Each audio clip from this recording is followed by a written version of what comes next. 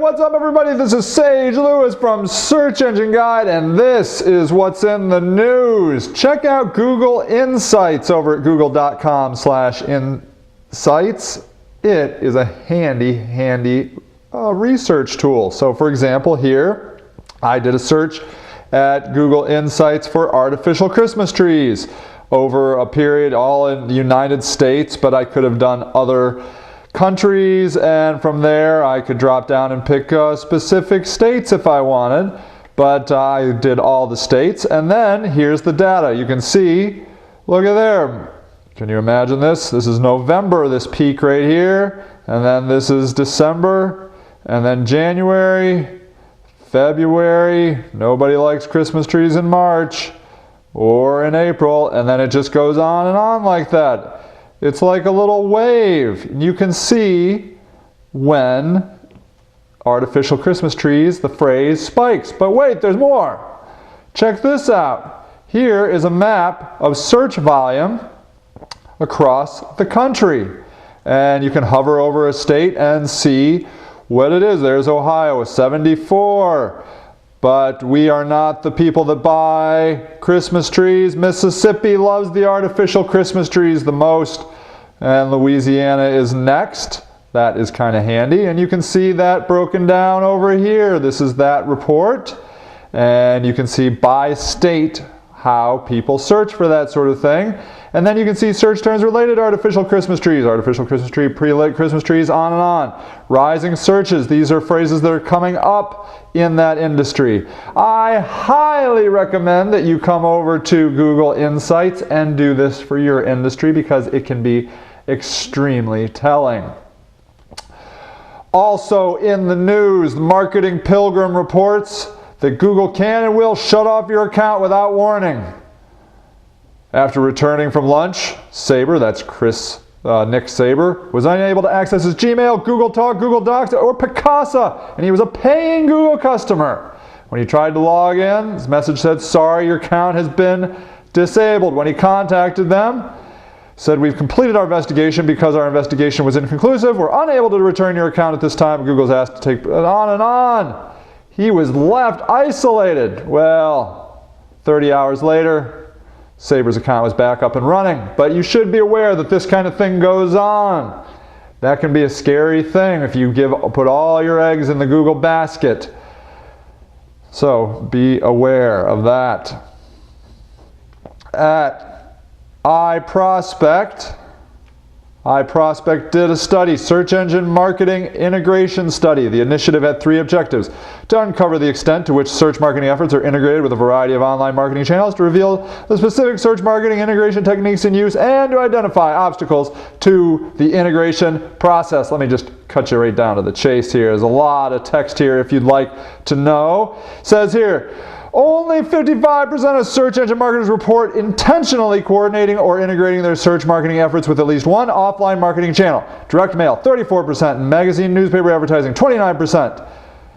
TV and radio coming in at the bottom third at 12%.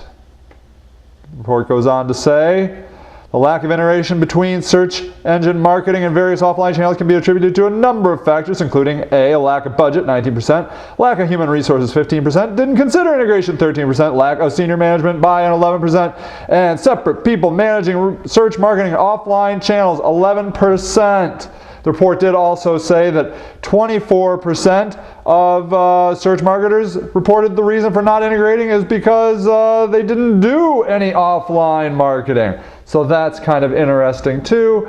I do notice that when I'm in a big corporation, they don't let me talk to their offline people. I don't know why. Maybe I'll scare them or something like that. But that really needs to change, because for a very few simple things you could do, you could have a really much more impactful campaign. Look at here, Cartier got a MySpace account, myspace.com/love by Cartier. How far would you go for love? Well, I'm sure it'd be quite expensive no matter how far you went. The reason this is interesting is because before this, the higher brands would consider MySpace a little bit of the slumming it. But More and more big names are getting on MySpace, and now Cartier is too. This is a beautiful website. If you have not checked it out, I recommend it. myspace.com/lovebycartier. See what they've done and consider what you could do as well. Searchlight Digital, the ultimate guide to SERP, that's search engine result page, click-through rates. Check this out. They've done a study based on results from AOL. 36 million searches and 19 million clicks. Here it is. 42% of people click on the number one result, 11.92 on the second result, 8.4% on the third, and so on.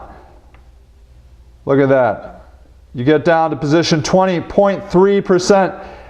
What we're saying here is 42, as you can see, the number one position receives just over 42% of all clicks. The top 10, taken as a whole, will nearly give 9/10.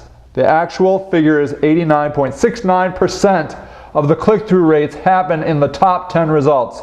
That is kind of a scary number, that all these results, all these billions and billions of web pages, and 89.69% of people click on one of the top 10 results.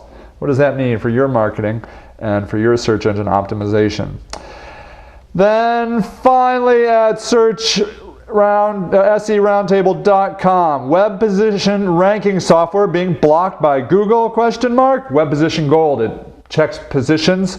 And apparently, there was a thread at Webmaster World that says, has anyone noticed that after years of threatening, it appears that Google has now blocked Web Position Gold from reporting rankings through their tool? We call the Web WP support line, and they said they are waiting for Google to do something and have no ETA as to when it will be fixed. The comments in this are very interesting because there's a lot of search engine optimizers that are not doing these and haven't done these kinds of reports for years, and obviously Google doesn't think they're very important because they are blocking these kinds of reports. Now obviously they're blocking these kinds of reports because Web Position Gold doesn't click on ads, and you know, why would they want to waste bandwidth serving up results to a bot? But that is interesting. It's a philosophical debate. Do you require search engine results positioning reports from your search engine marketing firm? And if you do, why? And maybe you should think about other things instead, like how much traffic is it bringing in? That's what you want to know. And not only that, of that traffic, how much of that traffic is making you more money?